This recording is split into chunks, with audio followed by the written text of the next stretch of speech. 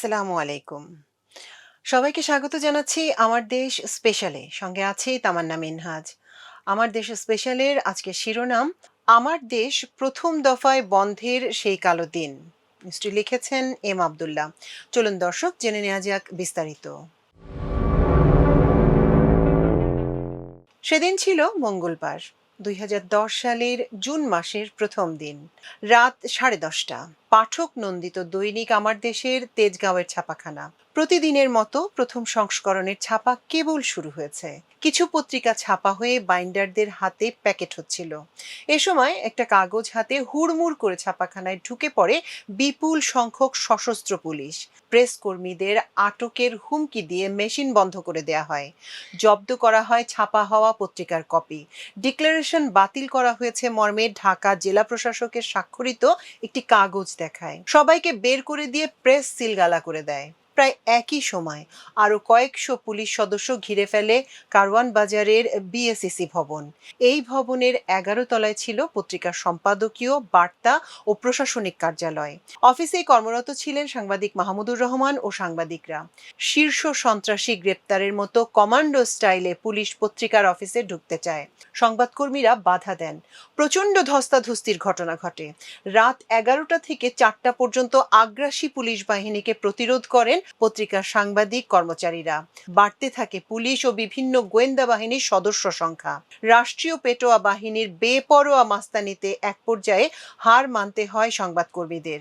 বুটের লাথি আর লাঠির আঘাতে সাংবাদিকদের আহত ও লাঞ্ছিত করে ভোর 4টার পর তুলে নেওয়া হয় সম্পাদক মাহমুদুর রহমানকে।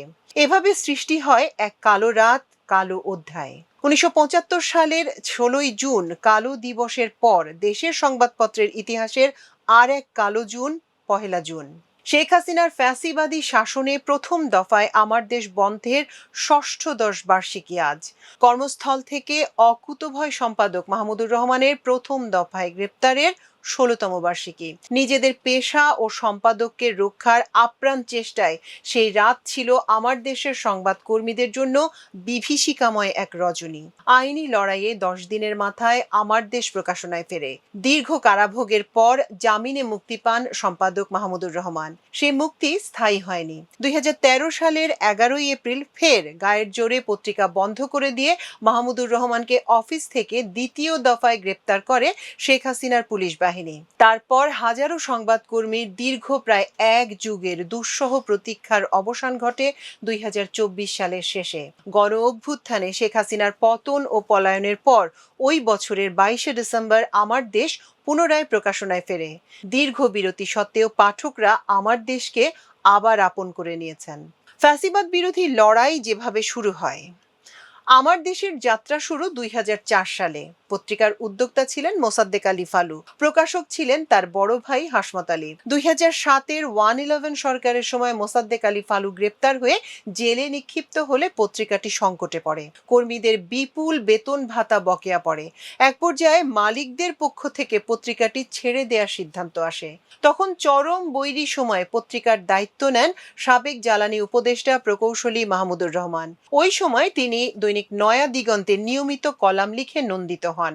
সংকটকালে আমার দেশের উপদেষ্টা সম্পাদকের দায়িত্ব পালন করেন প্রখ্যাত সাংবাদিক আতাউস সামাদ। তার ও অন্যান্য সিনিয়র সাংবাদিকের অনুরোধে সাড়া দিয়ে মাহমুদুর রহমান পত্রিকার দায়িত্ব গ্রহণ করেন। 2008 সালে আমার দেশ পাবলিকেশনসের সব সম্পদ ও দায় দেনা কাঁধে তুলে নেন তিনি। সিংহভাগ শেয়ার হস্তান্তর হলেও সরকারি হস্তক্ষেপে দীর্ঘদিন যাবৎ সম্পাদক ও প্রকাশক পরিবর্তন করা সম্ভব হয়নি। ভারপ্রাপ্ত সম্পাদক মাহমুদুর রহমানের নেতৃত্বে পত্রিকার জনপ্রিয়তা বাড়তে থাকে। এরই মধ্যে মঈন ফখরুদ্দিন সরকারের সঙ্গে বোঝাপড়ায় নবম জাতীয় সংসদ নির্বাচনের মধ্যে দিয়ে প্রতিবেশী আধিপত্যবাদী রাষ্ট্রের আশীর্বাদে 2009 সালের 6 জানুয়ারি শেখ হাসিনার নেতৃত্বে আওয়ামী লীগ সরকার ক্ষমতায় আসে। সরকারের দুর্নীতি, মানবাধিকার লঙ্ঘন, সংবাদ মাধ্যম দলন ও রাজনৈতিক নিপীড়নের বিরুদ্ধে সাহসী সাংবাদিকতা করে আমার দেশ হয়ে ওঠে গণমানুষের বলিষ্ঠ কণ্ঠস্বর। নির্ভীক সম্পাদক মাহমুদুর রহমানের সম্পাদনায় আমার দেশ স্বাধীনতার কথা বলে নতুন স্লোগান নিয়ে একের পর এক সাড়া জাগানো প্রতিবেদন প্রকাশ করে। প্রচার সংখ্যা বাড়তে থাকে লাফিয়ে লাফিয়ে। 2009 সালের 17 ডিসেম্বর পত্রিকায় তৎকালীন প্রধানমন্ত্রী শেখ হাসিনার ছেলে সজীব ওয়াজেদ জয় ও জ্বালানি উপদেষ্টা তৌফিক ইলাহি চৌধুরীর ঘুষ কেলেঙ্কারি নিয়ে চাঞ্চল্যকর শীর্ষ সংবাদ প্রকাশ করে আমার দেশ। একটি গ্যাস কম্প্রেসার স্থাপনের কাজ দিয়ে মার্কিন কোম্পানি শেভরনের কাছ থেকে 35 কোটি টাকা সমপরিমাণ ডলার ঘুষ গ্রহণের ওই সংবাদ প্রকাশের পর সরকার আমার দেশ পত্রিকার উপর সর্বশক্তি নিয়ে ঝাঁপিয়ে পড়ে। প্রতিবেদন প্রকাশের একদিন পর 19 ডিসেম্বর রাজধানীর বনানী আর্মি স্টেডিয়ামের সামনে প্রতিবেদক এম আবদুল্লাহর গাড়িতে বোমা হামলা চালিয়ে তাকে হত্যা চেষ্টা চালানো হয়। হামলায় তার গাড়ির পেছনের অংশ উড়ে যায়। ভাগ্যক্রমে বেঁচে গেলেও আহত হন তিনি। একই সময় সম্পাদক মাহমুদুর রহমানের গাড়িতে তেজগাঁও এলাকার 7 রাস্তা মোড়ের কাছে হাতুড়ি হামলা হয়। এতে তার গাড়ির কাঁচ ভেঙে যায়। জয় এবং তৌফিক ইলাহির দুর্নীতির ওই সংবাদ প্রকাশের পরদিন থেকে সারা দেশে সিরিজ মামলা শুরু হয়। সম্পাদক, প্রকাশক ও প্রতিবেদকের বিরুদ্ধে এক সপ্তাহের মধ্যে 27টি মামলা করে আওয়ামী লীগের নেতাকর্মীরা। মামলায় হাজিরা দিতে গেলে হামলা হয় মাগুরা সহ কয়েকটি স্থানে। এমন পরিস্থিতিতেও অদম্য সম্পাদকের নেতৃত্বে শেখ হাসিনার অপশাসনের বিরুদ্ধে সাহসী সংবাদ প্রকাশ অব্যাহত থাকে। বেসামাল সরকার শেষ পর্যন্ত পত্রিকাটি বন্ধ করে দেওয়ার পথ খুঁজতে থাকে। 2010 সালের 1 জুন সকালে পত্রিকার প্রকাশক হাসমত আলীকে একটি প্রভাবশালী গোয়েন্দা সংস্থা তুলে নিয়ে 5 ঘন্টা আটকে রেখে একটি বানোয়াট অভিযোগপত্রে স্বাক্ষর আদায় করে। সেটি পুঁজি করে রাতে অভিযানে নামে পুলিশ। পত্রিকার ছাপাখানা বন্ধ করে সম্পাদককে গ্রেপ্তার করে। হাসমত আলীর কাছ থেকে গোয়েন্দা সংস্থা জোর করে স্বাক্ষর নেওয়া অভিযোগে উল্লেখ করা হয় 2008 সালে আমার দেশের সব শেয়ার মাহমুদুর রহমানের কাছে বিক্রি করে দেন, যা জয়েন্ট স্টক কোম্পানির মাধ্যমে হস্তান্তর করা হয়। এরপর 2009 সালের 11 অক্টোবর তিনি নির্ধারিত ফর্মে আবেদন করে প্রকাশকের পদ থেকে পদত্যাগ করেন। কিন্তু তারপরও মাহমুদুর রহমান পত্রিকার প্রকাশক হিসেবে তার নাম ছাপিয়ে আসছেন। এর মধ্যে পত্রিকার বিরুদ্ধে 31টি মামলা হয়েছে। সব মামলায় প্রকাশক হিসেবে তিনি আসামি হয়েছেন। এতে তিনি সামাজিকভাবে হেয় প্রতিপন্ন হয়েছেন। অথচ প্রকৃত অবস্থা ছিল হাসমত আলী প্রকাশক পরিবর্তনের জন্য আবেদন করলে সে অনুযায়ী ব্যবস্থা গ্রহণের জন্য জেলা প্রশাসকের কার্যালয়ে দিনের পর দিন ঘুরেও তা করা সম্ভব হয়নি। সরকারের উচ্চ পর্যায়ের হস্তক্ষেপে মাহমুদুর রহমানকে প্রকাশক ও সম্পাদক করতে পারেনি জেলা প্রশাসন। ভারপ্রাপ্ত সম্পাদক হিসেবে দায়িত্ব পালন করতে হয়েছে তাকে। সম্পাদককে গ্রেপ্তারের আগে আমার দেশের কর্মীরা অসম সাহসী ভূমিকা পালন করেন। কয়েকশো সশস্ত্র পুলিশ সদস্যকে রাত 11টা থেকে প্রায় 3টা পর্যন্ত অফিসে ঢুকতে দেননি তারা। লিফট বন্ধ করে আমার দেশের কর্মীরা পুলিশের 11 তলায় ওঠা বাধাগ্রস্ত করেন। সিঁড়ি ভেঙে উঠতে হয় পুলিশ কর্মকর্তা ও সদস্যদের। শুয়ে বসে অফিসের মূল ফটক অবরোধ করে রাখেন সাংবাদিকরা। বিক্ষোভ করতে থাকেন। দীর্ঘ সময় ধরে পুলিশের সঙ্গে ধস্তাধস্তি হয় সাংবাদিকদের। পুলিশ বলতে থাকে সরকার আমার দেশ পত্রিকার ডিক্লারেশন বাতিল করেছে। পত্রিকার সম্পাদকের বিরুদ্ধে মামলা হয়েছে, তাকে গ্রেপ্তারে সহায়তা করতে হবে।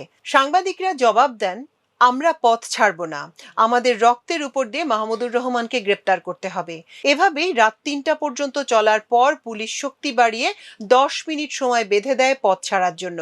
এ সময় রাজনৈতিক নেতাদের অনেকে আমার দেশ কার্যালয়ে ছুটে আসেন। বিশেষ করে বিএনপি নেতা নজরুল ইসলাম খান, শিমুল বিশ্বাস, হাবিবুন নবী খান সোহেল, সুলতান উদ্দিন টুকু প্রমুখ এবং বিএনপি চেয়ারপারসনের প্রেস সচিব মারুফ কামাল খান আমার দেশ সম্পাদকের গ্রেপ্তারের প্রতিবাদ জানাতে কার্যালয়ে উপস্থিত হন। প্রায় 200 সশস্ত্র পুলিশ সদস্যের অভিযানে সাংবাদিকদের বাধার সময় কয়েকজন সাংবাদিক লাঞ্ছিত ও আহত হন। পরে বাধা দানকারী সাংবাদিকদের বিরুদ্ধেও মামলা করে পুলিশ। পুলিশের কাজে বাধা দেওয়ার ওই মামলায় আসামিদের মধ্যে রয়েছেন পত্রিকার তৎকালীন ডেপুটি এডিটর সৈয়দ আফজাল আহমদ, সহকারী সম্পাদক সঞ্জীব চৌধুরী, নগর সম্পাদক জাহেদ চৌধুরী প্রমুখ।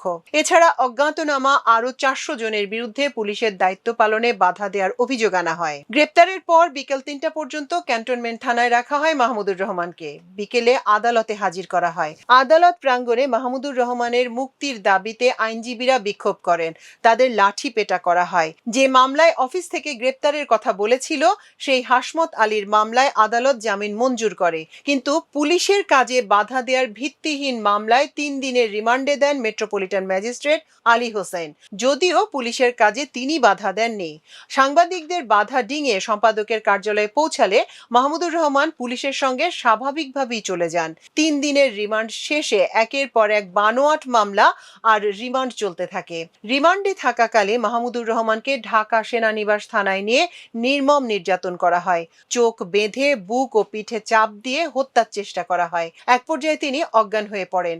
ওই নির্যাতনে প্রতিবেশী দেশের গোয়েন্দা কর্মকর্তারাও অংশ নেন বলে পুলিশের একটি সূত্র তখন জানিয়েছিল। তখন দেশি বিদেশি মানবাধিকার সংস্থাগুলো ওই নির্যাতনের ও হত্যা চেষ্টার তীব্র নিন্দা জানিয়েছিল। ১ জুন পত্রিকাটির ডিক্লারেশন বাতিল ও বন্ধ করার পর টানা ১০ দিন প্রকাশনা বন্ধ ছিল। পরে উচ্চ আদালতে রিট আবেদন করা হলে জেলা প্রশাসকের ডিক্লারেশন বাতিল আদেশ স্থগিত করা হয়। আমার দেশ পুনরায় পাঠকের হাতে যাওয়ার সুযোগ পায়। মাহমুদুর রহমানের মুক্তির দাবিতে জাতীয় প্রেস ক্লাবের সামনে সাংবাদিকরা টানা কর্মসূচি পালন করেন। সারা দেশে মুক্তি আন্দোলন দানা বাঁধে। বিশিষ্ট নাগরিকরা মুক্তির দাবি জানান। ১৪ জন সম্পাদক বিবৃতি দিয়ে মাহমুদুর রহমানের মুক্তি দাবি করেন। গ্রেপ্তারের পরদিনই আপিল বিভাগে আদালত অবমাননার অভিযোগ আনা হয়। চেম্বার মানেই সরকার পক্ষে স্টে, এই শিরোনামে সংবাদ প্রকাশের দায়ে ১ মাস পর ৫ই জুলাই হাজির করা হয় আপিল বিভাগে। দ্রুত শুনানি করে দেওয়া হয় সাজা। মুক্তি মেলে দীর্ঘ কারাভোগের পর। দ্বিতীয় দফায় ২০১৩ সালের ১১ই এপ্রিল সম্পূর্ণ বেআইনিভাবে গায়ের জোরে প্রেসে তালা লাগিয়ে আমার দেশের প্রকাশনা বন্ধ করে দেয় হাসিনা সরকার। কমান্ডো স্টাইলে অভিযান চালিয়ে একই দিন সম্পাদক মাহমুদুর রহমানকে দ্বিতীয় দফায় গ্রেপ্তার করা হয়। তাকে দিনের পর দিন রিমান্ডে নেওয়া হয়। নিক্ষেপ করা হয় কারাগারের অন্ধকার প্রকোষ্ঠে। টানা ৩.৫ বছর জেলে থাকার পর ২০১৬ সালের নভেম্বরে জামিনে মুক্তি পান মাহমুদুর রহমান। দর্শক, এই ছিল আমাদের আজকের স্পেশাল নিউজের আয়োজন। এতক্ষণ সঙ্গে থাকার জন্য কৃতজ্ঞতা। আল্লাহ হাফেজ।